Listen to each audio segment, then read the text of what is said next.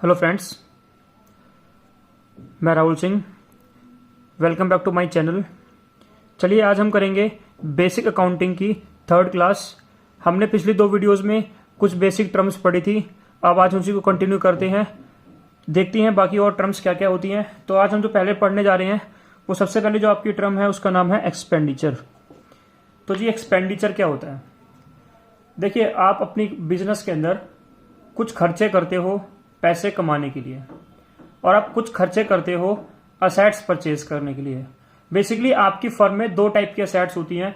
एक असेट्स तो आप वो परचेज करते हो जिसको आप लॉन्ग टर्म तक यूज करोगे, और दूसरी असेट्स आप वो परचेज करते हो जिसको आप शॉर्ट टर्म में क्या करोगे, बेच दोगे, या फिर शॉर्ट टर्म के लिए आपने उसे परचेज किया है। तो एक्सपेंडिचर क्या होता है? ये वही खर्चा होता है जो हम ऐसी असेट्स को परचेज करने पर करते हैं। पढ़ते देखते हैं क्या लिखा हुआ है। An expenditure is fund used by a business. Expenditure एक ऐसा फंड है जिसको एक बिजनेस यूज करता है किस चीज के लिए? टू अटेन या फिर परचेज, यानी खरीदने के लिए न्यू असेट्स। अगर हम नई असेट्स परचेज करते हैं तो हमने जितना पैसा उस पर खर्च किया वो हमारा कहलाएगा एक्सपेंडिचर। इंप्रूव एग्जिस्टिंग वंस, यानी हमारे पास जो ऑलरेडी असेट्स हैं उनको इंप्रूव कर देना, उनको रिनोवेट कर देना। जैसे कि हम लोग अगर कभी कभार बाइक लेकर आते हैं या हम कार लेकर आते हैं तो हम क्या करते हैं, उसको थोड़ा सा मॉडर्नाइज कर देते हैं, उसमें कुछ चीजें और लगा देते हैं अलग से, तो उसी को बोलते हैं इंप्रूव करना एग्जिस्टिंग वंस को। और तीसरा क्या होगा? Reduce our liability. मान के चलिए आपने पहले कभी लायबिलिटी आपकी थी, एक अराइज हुई थी, आपने कुछ उधार खरीदा होगा, तो उसकी पेमेंट करने के लिए भी क्या करते हो आप, जो पैसा यूज करते हो वो आपका एक्सपेंडिचर कहलाता है। तो बेसिकली हमें यहां से ये समझ में आया, हम अपने बिजनेस के अंदर जो भी एसेट्स वगैरह परचेज करते हैं और जो हम लायबिलिटी वगैरह पे करते हैं, उन सबको करने के लिए जो पैसा हमने खर्च किया वो हमारा कहलाता है एक्सपेंडिचर। तो हमने क्या कर रखा है, इस एक्सपेंडिचर को डिवाइड कर रखा है थ्री पार्ट्स के अंदर। तो सबसे पहले आपका पार्ट होता है कैपिटल एक्सपेंडिचर, देन आपका होता है रेवेन्यू एक्सपेंडिचर, और third one is deferred revenue expenditure. तो हम स्टार्ट करते हैं कैपिटल एक्सपेंडिचर से। ये हमारे क्या होते हैं? देखिए, आप सबको पता होगा असेट्स दो टाइप के होते हैं, एक होता है आपका करंट असेट्स, एक आपका होता है नॉन करंट असेट्स। तो हम जितना भी खर्चा करते हैं नॉन करंट असेट्स को परचेज करने के लिए, इनको इंप्रूव करने के लिए, उनको रिनोवेट करने के लिए, वो सारे जो आपके एक्सपेंस है वो कहलाते हैं आपके कैपिटल एक्सपेंडिचर। देखते हैं क्या लिखा हुआ इसके अंदर। A company incurs a capital expenditure when it purchase an assets with a useful life of more than 1 year. यानी जब हम ऐसे असेट्स परचेज करते हैं जिनकी यूजफुल लाइफ, जिनको हम यूज करेंगे 1 साल से ज्यादा के टाइम के लिए, वो आपके वैसे क्या कहलाते हैं? वो कहलाते हैं आपके नॉन करंट असेट्स। यानी अगर हम नॉन करंट असेट्स को परचेज करते हैं तो हमने जितना पैसा उनको परचेज करने के लिए खर्च किया वो कहलाता है आपका कैपिटल एक्सपेंडिचर। इसमें एग्जांपल्स क्या हो गए? आप बिल्डिंग परचेज करते हो, आप मशीन परचेज करते हो, आप फर्नीचर परचेज कर रहे हो, ये सारे से क्या होते हैं? एग्जांपल्स होते हैं। Like building, office equipment, land, machine, furniture, ये आपके एग्जांपल्स हैं कैपिटल एक्सपेंडिचर के। तो बेसिकली कैपिटल एक्सपेंडिचर वो खर्चा होता है जो हम नॉन करंट असेट्स को परचेज करने के लिए या फिर उनको इंप्रूव करने के लिए करते हैं, वो कहलाता है आपका कैपिटल एक्सपेंडिचर। चलिए अब देखते हैं हम रिवेन्यू एक्सपेंडिचर क्या होता है। रिवेन्यू एक्सपेंडिचर, अब देखिए असेट्स दो टाइप के होते हैं, करंट एंड नॉन करंट। तो आपने नॉन करंट की बात तो किसमें कर ली? कैपिटल में कर ली।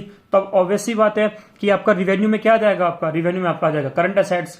यानी करंट असेट्स को परचेज करने के लिए जो हम खर्चा करते हैं वो कहलाता है आपका रिवेन्यू एक्सपेंडिचर। या फिर डे टू डे जो हम एक्टिविटी करते हैं बिजनेस के अंदर, उसको पे करने के लिए जो हमने पैसा यूज किया वो कहलाता है आपका रिवेन्यू एक्सपेंडिचर। देखते हैं क्या लिखा हुआ है। A revenue expenditure occurs when a company spend money on short term benefits। यानी ऐसे बेनिफिट्स को प्राप्त करने के लिए जिसका जो शॉर्ट टर्म के लिए है, उसको प्राप्त करने के लिए जो आपने पैसे खर्च किए वो कहलाता है आपका revenue expenditure. It is incurred when a company purchase goods and services necessary for generating revenue in short term. यानी कंपनी जब गुड्स और सर्विसेज को यूज करती है और उसकी जो पेमेंट करती है, क्या कमाने के लिए? एक इनकम कमाने के लिए। तो ऐसे सारे असेट्स जिनको हम यूज करते हैं शॉर्ट टर्म की इनकम कमाने के लिए, शॉर्ट टर्म का मतलब यहां पर ही होता है लेस देन 1 ईयर। तो वो सारे जो आपके असेट्स होते हैं, वो सारे जो आपकी सर्विसेज आपने यूज करी है, उन सब के लिए आप जो खर्चा करते हो वो आपका कहलाता है रिवेन्यू एक्सपेंडिचर।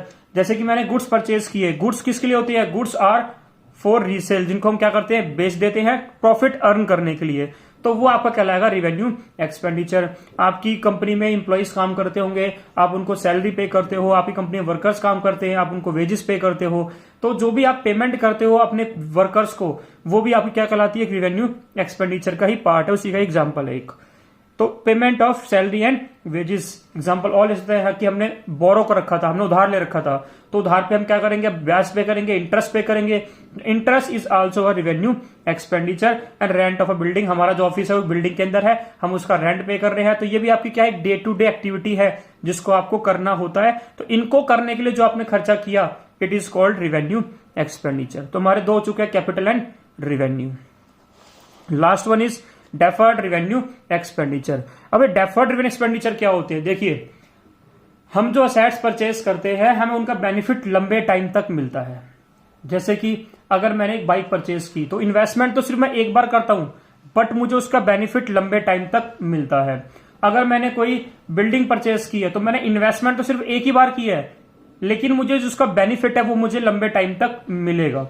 तो ऐसे सारे एक्सपेंडिचर जो आप करते तो किसी एक पर्टिकुलर ईयर में है, बट उसके बेनिफिट्स आपको मोर देन 1 ईयर, यानी जो आने वाली कुछ सालें होती हैं उसमें भी आपको उस खर्चे का बेनिफिट मिले, वो कहलाता है आपका डेफर्ड रेवेन्यू एक्सपेंडिचर।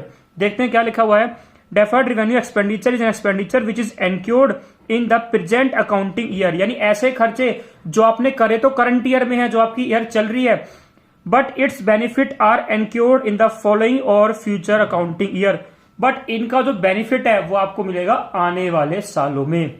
जब आप बिजनेस स्टार्ट करते हो तो क्या करते हो, आप बिजनेस में कुछ इन्वेस्टमेंट करते हो, तो उस इन्वेस्टमेंट का जो बेनिफिट है वो आपको आने वाले बहुत सारे सालों तक मिलता रहता है।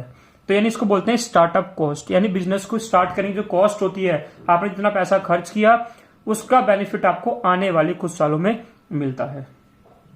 एडवर्टाइजमेंट आपका सेकंड एग्जांपल है। एडवर्टाइजमेंट क्या होता है, अगर मैं किसी चीज का एडवर्टाइजमेंट करवाता हूं तो मैंने एक अमाउंट स्पेंड करी एडवर्टाइजमेंट करवाने के लिए, क्या उसका बेनिफिट आपको उसी साल मिलता है, अगले साल नहीं मिलता? नहीं, आपको इस एडवर्टाइजमेंट का बेनिफिट जो होगा आने वाली कुछ सालों में भी मिलेगा। एंड इंश्योरेंस, ये तो सब जानते हो कि आपकी इंश्योरेंस अगर मैं करवाता हूं तो मुझे इंश्योरेंस का लाभ सिर्फ उसी ईयर नहीं मिलता, वो आने वाले कुछ सालों तक मुझे उसका इंश्योरेंस का बेनिफिट मिलेगा। जो कार वगैरह हम यूज करते हैं, जो हम बाइक्स वगैरह यूज करते हैं, तो उसमें हम क्या करते हैं, हम 1 साल का इंश्योरेंस, एक बार इंश्योरेंस करवाते हैं, 3-4 साल के लिए इंश्योरेंस आपका चलता रहता है। वो कंडीशंस होती हैं, 1 साल का भी होता है, 2 साल का भी होता है, 3 साल का भी होता है, 5 साल का भी होता है। यानी आप सिर्फ एक बार इंश्योरेंस कराओ, लेकिन उसका बेनिफिट आपको क्या हुआ, कुछ टाइम तक मिलता रहेगा। तो ऐसे एक्सपेंसेस कहलाते हैं आपके डेफर्ड रेवेन्यू एक्सपेंडिचर। ऐसे खर्चे जो आपने किए तो किसी एक पर्टिकुलर ईयर में है, बट उनका बेनिफिट आपको अगले कुछ सालों में भी मिलेगा। तो ये थे आपके रेवेन्यू, डेफर्ड रेवेन्यू एक्सपेंडिचर। तो हमने जो पढ़ा वो था हमारा एक्सपेंडिचर। अब इसका जस्ट अपोजिट पढ़ेंगे।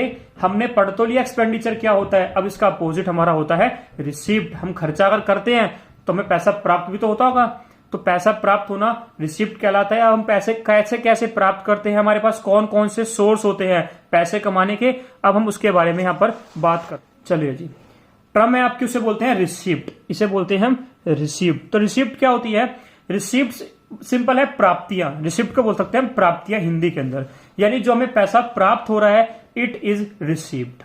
तो जो भी पैसा हमने अर्न किया, जिसको हमने प्राप्त किया बिजनेस से, वो हमारा कहलाता है रिसीप्ट। तो क्या लिखा हुआ है, receipt are the amount of cash a business receive during any one accounting period, यानी एक साल में हमने जितना भी पैसा रिसीव किया, जितना पैसा हमारे पास आया, वो हमारा कहलाता है रिसीप्ट। तो receipt include cash receipt from sale of goods, हमने गुड्स को बेचा, गुड्स को बेचकर हमें क्या हुआ है, पैसा प्राप्त हुआ, वो आपका रिसीप्ट कहलाएगा। सर्विसेज, हम लोग क्या करते हैं, हमारी एक सर्विस है, हमने एक एजेंसी खोल रखी है लोगों की हेल्प करने के लिए, सर्विस देने के लिए, लॉयर टाइप मान लो, तो उनको जो वहां से पैसा मिलता है अपनी सर्विस देने के लिए। As well as money receive from any other source like dividend receive, interest receive. क्या हमारे पास सिर्फ यही सोर्स है पैसा प्राप्त करने के? क्या पता मैं किसी को उधार देता हूं तो उधार पे मुझे क्या मिलेगा, इंटरेस्ट मिलेगा। मैंने किसी कंपनी में पैसा इन्वेस्ट कर रखा है तो बदले मुझे क्या मिलेगा, उस पर डिविडेंड मिलेगा। तो ये भी तो मेरे क्या हो गई है, रिसिप्ट होती है। अब सेम जैसे आपके एक्सपेंडिचर 2 टाइप के थे, हमने रिसिप्ट को भी 2 पार्ट में डिवाइड कर रखा है। First one is capital receipt and second one is revenue receipt. Capital receipt क्या होती है हमारी? कैपिटल रिसिप्ट वो पैसे होते हैं जो आपको मिलते हैं अपने नॉन करंट असेट्स को बेचकर। ध्यान रखना, नॉन करंट असेट्स को बेचकर जो पैसा आपको प्राप्त होता है वो कहलाता है आपका कैपिटल रिसीव्ड। तो दे रखा है इसके अंदर, capital received is the amount of cash a business receive from sale of non current assets, यानी जो पैसा हमें प्राप्त होता है अपने नॉन करंट असेट्स को बेचकर वो आपकी रिसीव्ड कहलाती है। लोन अगर लेते हैं, अगर हमने लोन ले रखा है लंबे टाइम के लिए, लंबे टाइम मतलब नॉन करंट लायबिलिटी जिसका पीरियड पे करने का 1 साल से ज्यादा होता है, अगर आपने कोई लोन लिया है तो आपको वहां से तो पैसा प्राप्त होगा, तो वो भी क्या कहलाएगा? आपका कहलाएगा कैपिटल रिसीव्ड। तो नीचे कुछ सोर्सेज गिवन है। सोर्सेज का मतलब यहां पर ये होगा कि साधन, यानी ये पैसा में कहां कहां से प्राप्त होता है। तो first one is sale of fix assets. हमने क्या करा है? अपने नॉन करंट असेट्स को बेच दिया और बेचकर आपको एक पैसा प्राप्त हुआ, वो पार्ट है किसका? कैपिटल रिसीव्ड का। अगला है सेल ऑफ शेयर्स। आपने क्या करा है? अपनी इन्वेस्टमेंट को बेचा है। ध्यान रखना, हम क्या करते हैं? पैसा इन्वेस्ट करते हैं दूसरी कंपनीज में, और पैसा इन्वेस्ट हम करते हैं शेयर्स के अंदर, यानी हमें शेयर्स परचेज करने पड़ते हैं। तो हमने क्या करा? उन शेयर्स को बेच दिया, वहां से आपको पैसा मिल गया, ये कहलाता है आपका capital receive. Third one is sale of raise of loan from the market. हम क्या करते हैं? मार्केट से लोन ले रहे हैं, लोन लेंगे तो हमारे पास पैसा आएगा, लायबिलिटी तो बढ़ेगी बट हमारे पास क्या होगा? पैसा आएगा। ये भी क्या कहलाती है? आपकी कैपिटल रिसीव्ड कहलाती है। चलिए जी, अब इसका करते हैं सेकंड पार्ट जिसका नाम है रिवेन्यू रिसीव्ड। तो रिवेन्यू रिसीव्ड क्या होगी? आप समझ चुके हो। यहां पर हमने बात करी है किसकी? नॉन करंट की। तो यहां पर किसकी बात होगी? करंट की बात होगी। तो revenue received are the fund received by a business from its core activity. यहां पर कोर एक्टिविटी का मतलब है जो हमारी प्राइमरी एक्टिविटी है। प्राइमरी मतलब होता है जो हमारा मेन कर्तव्य है, जो हमारा मेन काम है, जिस चीज का हम बिजनेस करते हैं। अगर एक मोबाइल फोन की शॉप है तो उसका काम क्या है? मोबाइल फोन को बेचना। तो उसके लिए जो पैसा वहां से आ रहा है, मोबाइल फोन्स को बेचकर तो उसका पैसा आ रहा है, वो कहलाएगा आपका रिवेन्यू रिसीव्ड। यानी बेसिकली अगर हम देखें तो गुड्स को बेचकर जो पैसा हम प्राप्त करते हैं वो हमारा क्या कहलाता है? वो कहलाता है रिवेन्यू रिसीव्ड। ठीक है जी। अब इसमें लिखा हुआ है it includes cash receive from sale of goods, जो हमने गुड्स को बेचकर पैसा प्राप्त किया, या फिर सर्विसेज को। अब इसके सोर्स पढ़ते हैं। सोर्स में first one is sale of goods and services. बताया आपको मैंने, हम क्या करते हैं? अपने गुड्स को बेचते हैं, हम लोगों को सर्विस प्रोवाइड करते हैं, हमारा काम सर्विस देने का है, तो जो पैसा हमें वहां से मिलेगा वो कहलाएगा आपका रिवेन्यू रिसीव्ड। डिविडेंड रिसीव्ड हो गया, इंटरेस्ट रिसीव्ड हो गया, कमीशन रिसीव्ड हो गया। दीज आर रिवेन्यू रिसीव्ड जो हम अर्न करते हैं। ओके, अब हम आगे चलते हैं। अब हम पढ़ेंगे इसकी कुछ और टर्म्स, तो हम देखते हैं आगे क्या दे रखा है आपको इसके बारे में। अब हम आते हैं एक छोटा टॉपिक आपका बिल ऑफ एक्सचेंज। वैसे तो इसका अलग से चैप्टर आपको दे रखा है, बट मैं आपको थोड़ा बहुत इसके बारे में यहीं पर समझाता हूं। ये बिल ऑफ एक्सचेंज क्या होता है और हम इसके अंदर कैसे कैसे पार्टीज मेंटेन होती हैं, मतलब कैसे कैसे पार्टीज इसके अंदर आपको मिलेंगी। तो बिल ऑफ एक्सचेंज क्या हुआ? देखिए, हम उधार बेचते हैं, हम उधार 2 लोगों को बेचते हैं।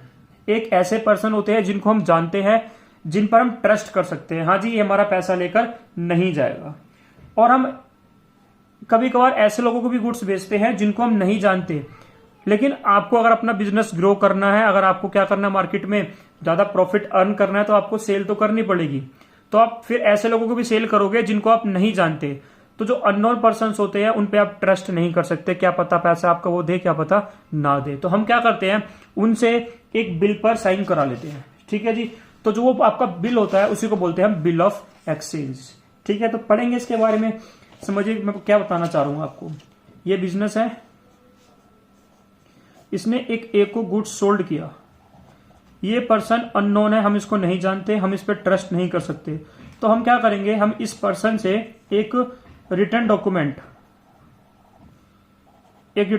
हम तैयार करेंगे जिसमें डिटेल लिखी होगी पूरी ट्रांजैक्शन की, कि हमने किसने किससे क्या परचेज किया है और इसकी पेमेंट वगैरह किस डेट पर होगी, यानी डेट ऑफ पेमेंट जो भी होगा वो सब कुछ इस एग्रीमेंट में लिखा होगा।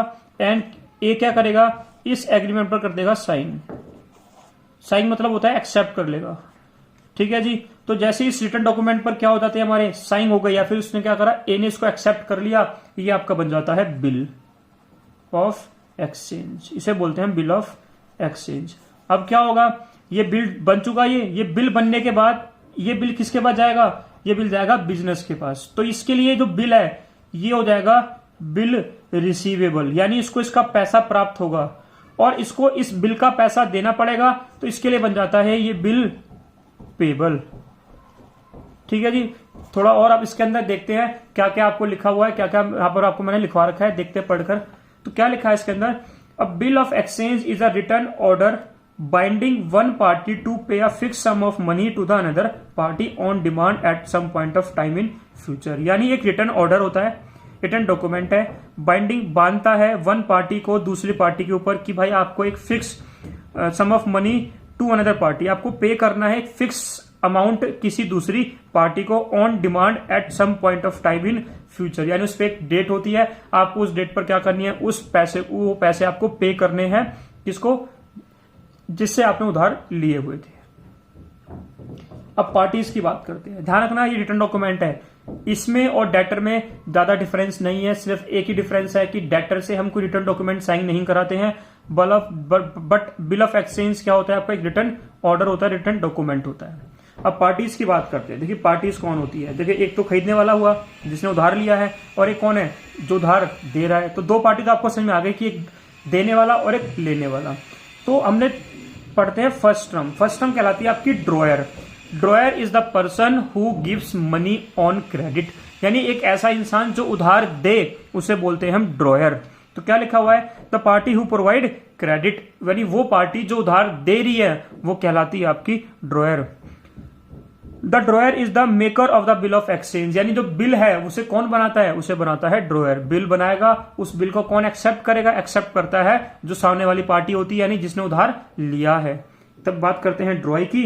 तो ड्रॉय कौन हो गया, the party who receive credit, यानी जिसको पैसा मिला, इसने उधार दिया, जिसको मिला वो कौन कहलाएगा, वो कहलाएगा आपका ड्रॉई। यानी इस बिजनेस में तो मैंने आपको एग्जांपल दिया था, इसमें जो ये बिजनेस है ये बन जाएगा आपका ड्रॉयर, और जो ए है ये बन जाएगा आपका ड्रॉई। आगे पढ़ते हैं। ड्रॉई is the person upon whom the bill of exchange is drawn, यानी जिसके ऊपर, यानी जिसके लिए ये बिल बनाया गया उसे बोलते हैं हम drawee. He is also known as acceptor. Acceptor मतलब जो उस बिल पर साइन करता है उसे बोलते हैं हम एक्सेप्टर। तो बिल पर साइन कौन करेगा, जो उधार लेगा। ठीक है जी, तो ये दो टर्म थी ड्रॉयर और ड्रॉई। अब आते हैं थर्ड टर्म पर। थर्ड टर्म आपको थोड़ी समझनी पड़ेगी, नाम तो इसका पे ही है, बट ये पे नहीं करता, ये बल्कि रिसीव करता है।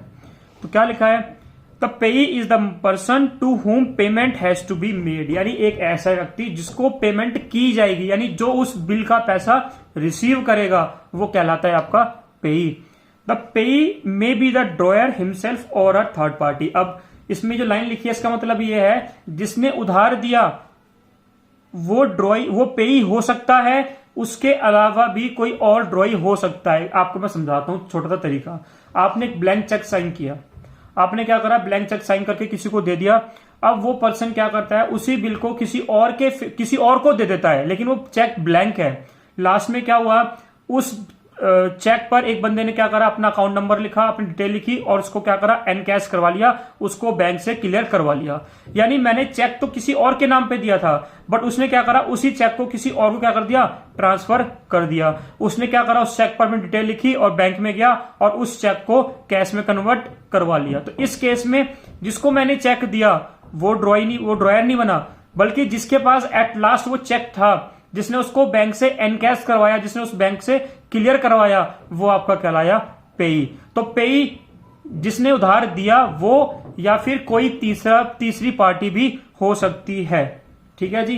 अब बात करते हैं, यहाँ पर एक छोटी सी टर्म थी बिल रिसीवेबल और बिल पेबल। आपको मैंने समझा दिया वैसे, लेकिन फिर भी एक बार समझते हैं क्या लिखा हुआ इसके अंदर।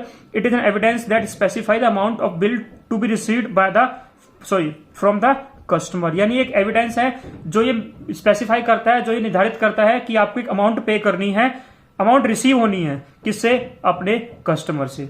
बिल पेबल क्या होगा, इसमें ये लिखा होगा कि आपको क्या करना है, इस एक स्पेसिफाइड पेमेंट करनी है, किसको, अपने वेंडर को, अपने सप्लायर को। सप्लायर कौन, जिससे आपने उधार लिया हुआ है। तो it is an evidence that specify the amount of bill to be paid to the company, supplier और वेंडर, यानी जिसको पैसा देना है, जो पैसा देगा उसके लिए क्या होता है, वो होता है बिल पेबल। यानी कंपनी के लिए जो बिल था वो था बिल रिसीवेबल, और जो ए था वो ए क्या था आपका, वो उसके लिए वो बिल था बिल पेबल।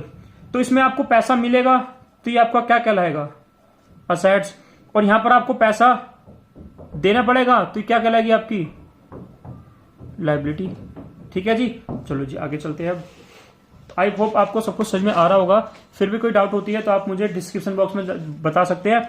और प्लीज सबसे रिक्वेस्ट है, आप जो भी वीडियो देखते हैं, अगर आप में उसमें कुछ भी अच्छा लगता है, उसमें कुछ भी प्रॉब्लम है, आपको कुछ समझ में नहीं आता है, तो प्लीज कमेंट सेक्शन में जाकर बताइए, ताकि हम उसको इम्प्रूव करें। और हमारे एफर्ट्स रहते हैं कि हम आपको सब कुछ सही से समझा सके। लेकिन जब तक आप कोऑपरेट नहीं करोगे, जब तक आप हमें अपनी प्रॉब्लम शेयर नहीं करोगे, हम आपकी प्रॉब्लम को सोल्व कैसे कर पाएंगे। तो सबसे रिक्वेस्ट है, प्लीज कमेंट सेक्शन में कमेंट जरूर करें। जो भी अगर आपको समझ में आ रहा है तब भी कमेंट करें, जिससे मोटिवेट फील करेंगे और थोड़े एफर्ट्स करेंगे। अगर आप बिना कमेंट करे, बिना लाइक करे जाते हैं, तो हमें लगता है कि शायद जो हम एफर्ट्स कर रहे हैं उससे आप सेटिस्फाइड नहीं हो रहे हो। चलिए आगे चलते हैं। सॉल्वेंट क्या होता है? तो एक टर्म और होती है सॉल्वेंट। सॉल्वेंट क्या होता है? देखिए, मैंने किसी से उधार लिया और मैं इतना कैपेबल हूं कि मैं उस लायबिलिटी को पे कर सकूं, तो मैं सॉल्वेंट कहलाऊंगा। दूसरी टर्म होती है इंसॉल्वेंट। अगर मैं वो पैसा पे ना कर पाऊं तो मैं कहलाऊंगा इंसॉल्वेंट। देखिए क्या लिखा है इसके अंदर, solvent a company said to be solvent. एक कंपनी को सॉल्वेंट तब कहा जाता है if it is able to pay out his liability. अगर वो अपनी लायबिलिटी पे कर सकती है, उसकी इतनी कैपेसिटी है, उसके पास इतना पैसा है कि वो अपनी लायबिलिटी को पे कर दे, तो वो सॉल्वेंट कहलाती है।